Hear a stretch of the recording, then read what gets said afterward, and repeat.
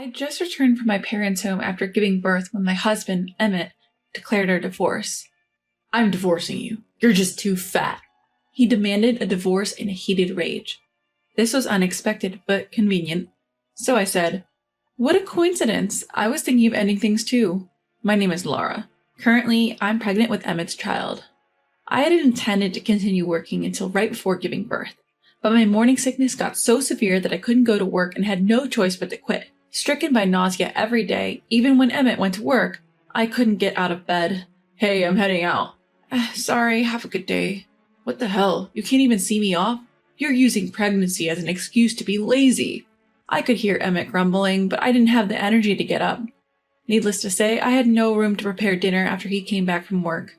I hadn't even managed to eat anything myself since morning. Seeing me still lying down, Emmett lost his temper when he returned home. What the hell? You're still in bed? No cleaning done? You haven't even done the laundry? What about my dinner? I'm sorry, I feel very sick when I get up. Seriously? Fine, I'll go eat out. He left without a second thought, not even concerned about me. After that, Emmett often returned home late at night, stopping for drinks after work. When my mother visited from my hometown, I was on the verge of malnutrition, only able to drink water. She rushed me to the hospital where I received IV fluids and began to recover, but ended up being hospitalized. Although my condition improved significantly during hospitalization, it would be meaningless if I returned to that state after being discharged. My mother suggested, "Stay at our home until your morning sickness is over." I was desperate for her offer, but I was worried about what Emmett would say. I nervously asked him, "You know, my mother suggested that I stay at her place for a while after I'm discharged. What do you think?" Why not? I can take care of myself. Surprisingly, Emmett readily agreed. My morning sickness started to ease with the reassurance of staying at my parents' home. However, during a prenatal checkup, I was told that I was at risk at preterm labor and advised not to move around too much. At the doctor's suggestion, I decided to stay at my parents' home until I gave birth. I was physically secure staying at home, but he seldom came to visit. Apparently, he seemed to be enjoying his bachelor life again, staying out drinking late every night. Even as the due date approached, Emmett's lifestyle did not change. I couldn't take it anymore and I called Emmett. "My due date is next week, so I'd really like it if you'd lay off the drinking for a bit." "Why should I?" he retorted defensively. "It's not like I'm the one giving birth. Why can't I have a drink?" "But you'll be at the hospital when I give birth, right?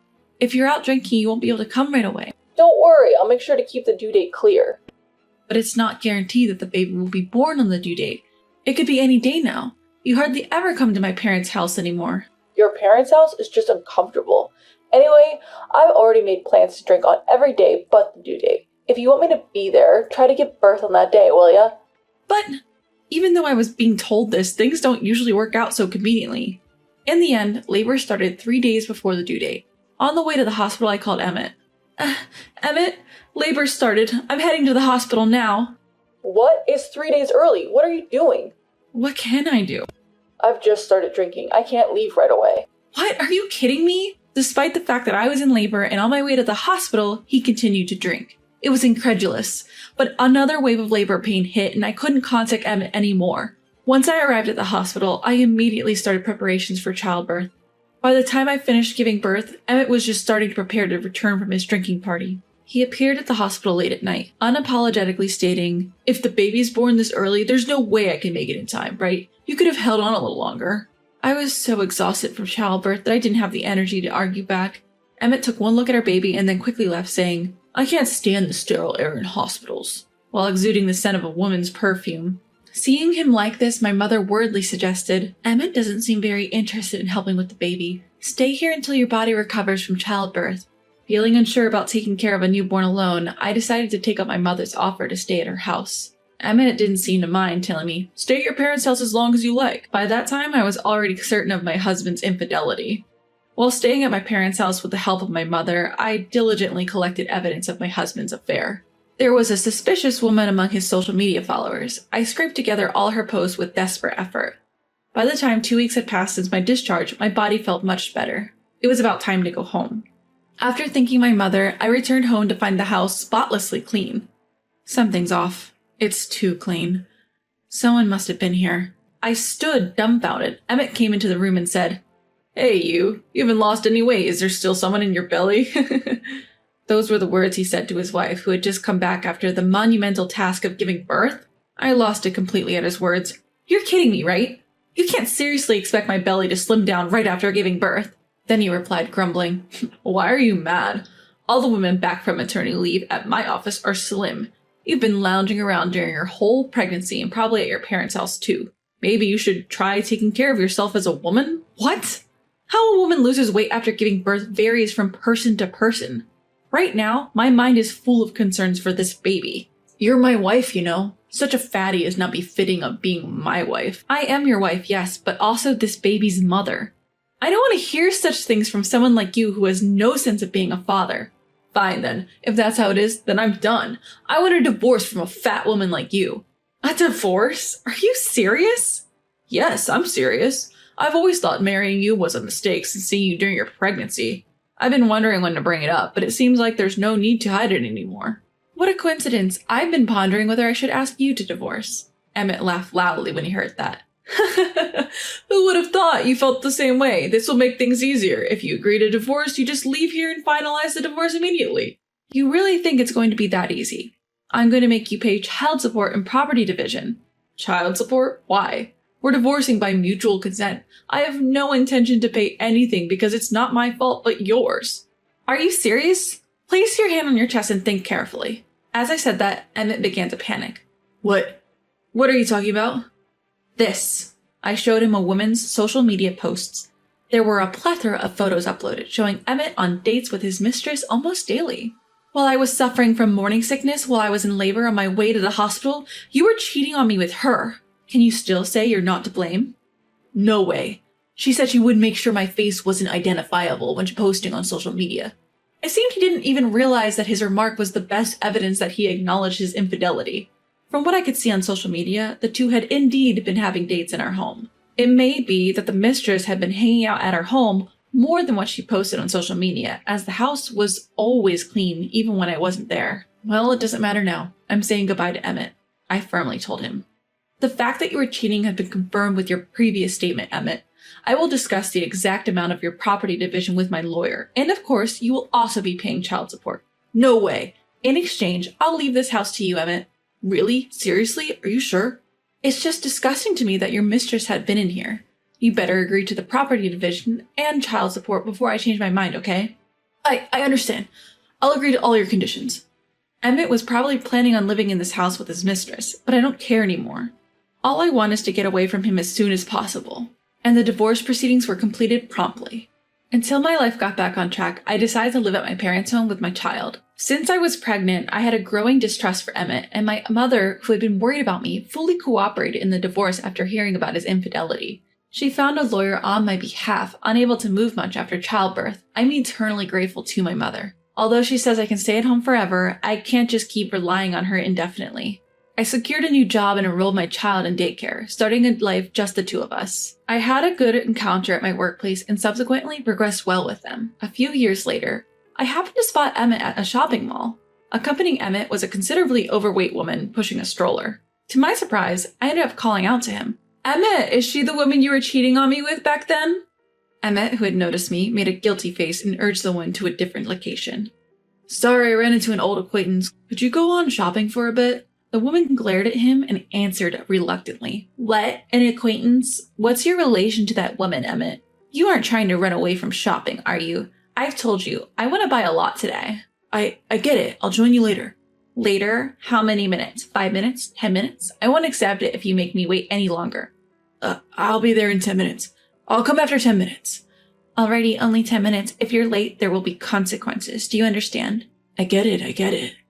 It seemed that Emmett was entirely under the thumb of his massive wife, who turned out to be his former mistress. She's gotten quite big, huh? Is the child in the stroller hers? Yeah, that's right. I thought you didn't like overweight women. I guess I was wrong, huh? You said it too, didn't you? You can't get back in shape right after childbirth. She'll surely lose weight after a bit. I see. I smirked at Emmett, who retorted harshly. What is it? You think you can mock me?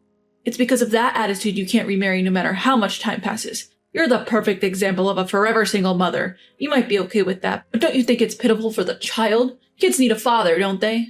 Yeah, you're right. I also think children need a respectable father.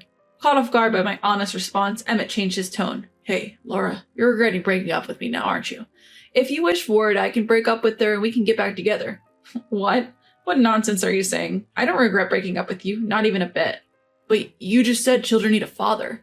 Yes, I did. Hearing Emmett's loud voice, John came over to my side. Laura, what's going on? I introduced him to Emmett. Let me introduce you. This is John, my new husband. Wait, remarried? When did this happen? As soon as John saw Emmett's face, he seemed to understand and whispered to me.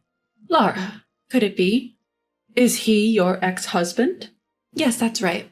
I happened to see him earlier. John looked a little awkward and glanced at our own grown child. The child is Emmett's, but John has raised him like his own. And inside the stroller John was pushing, our own baby was sleeping peacefully. Emmett glanced at the child in the stroller and said, Is that child from your new husband? Yes, that's right. Isn't that baby about the same age as our child? That means you've just had a baby, right? That would be correct. How come you've lost so much weight after giving birth? Well, it's been a year. You're referring to when you called me fat a few weeks after I gave birth, right? But my wife is still gaining weight. Isn't that because of poor diet and lack of exercise? Well, I can understand the desire to binge eat and drink under stress if you have a husband like you. What do you mean by that? I thought men wouldn't understand the hardship of pregnancy and childbirth, but after remarrying John, I realized that's not the case. From the moment he learned of the pregnancy, he was always considerate of me. He took over all the housework when I was suffering from morning sickness, and he always prepared meals that I could eat. I glanced at John and continued. Even during childbirth, he rearranged his work schedule more than a week before the due date so he could go to the hospital as soon as I called him. Of course, he made it for the birth and visited the hospital every day after the birth. Well, when you think about it, that's pretty standard. I let you go back to your parents' house when you said you wanted to, didn't I? That was just because you wanted to be with your mistress, right? Don't conveniently rewrite your memory. I'll never forget how, rather than worrying about my body when I came back after giving birth, you called me fat. But can't you blame me? Normally you'd think the body would bounce back quickly after the baby is out. Well, that's true. In my case, with the second child, I did bounce back quickly. It's probably because John was always considerate of me. I had no postpartum stress, and we did yoga and exercise together after birth. It's a stark contrast to you, who did nothing. Wait, I understand your worth now. Even though we're mistakenly with different partners now, can't we go back to our original relationship? Before I could object, Emmett's wife stormed up from behind, shouting, Emmett, what are you doing? It's been over 10 minutes, and what was that conversation about? Is this woman your ex-wife? Don't tell me you're thinking of leaving us and getting back together with her. You must be joking. It's not like that. What's not like that? You can escape from me. As punishment, I'm confiscating your allowance for this month. And next month's too. Please spare me. I need money for lunch. Well, bring a lunchbox then. Will you make it for me? Don't be ridiculous. I'm busy with the baby.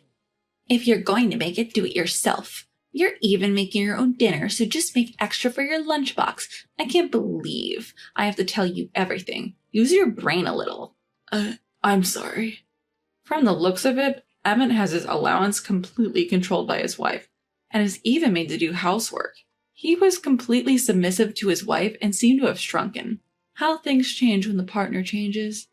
As they argued, John and I quietly moved away from the scene. When they were out of sight, I apologized to my husband. John, I'm sorry. You must have felt uncomfortable running into my ex-husband like this, right? No, it's okay. On the contrary, I'm relieved knowing you would never get back together with a man like that. Of course not. Thanks to that divorce, I was able to meet you, John. You care for both our child and my child from my previous marriage equally. All this happiness is thanks to you. My decision to divorce Emmett at the time was definitely not a mistake. It might actually be Emmett who regrets the divorce. That's what I thought. But it's too late for regrets. I have no intention of leaving John, and I'm sure Emmett's terrifying wife has no intention of letting him go either. From now on, I want to create many happy memories with my new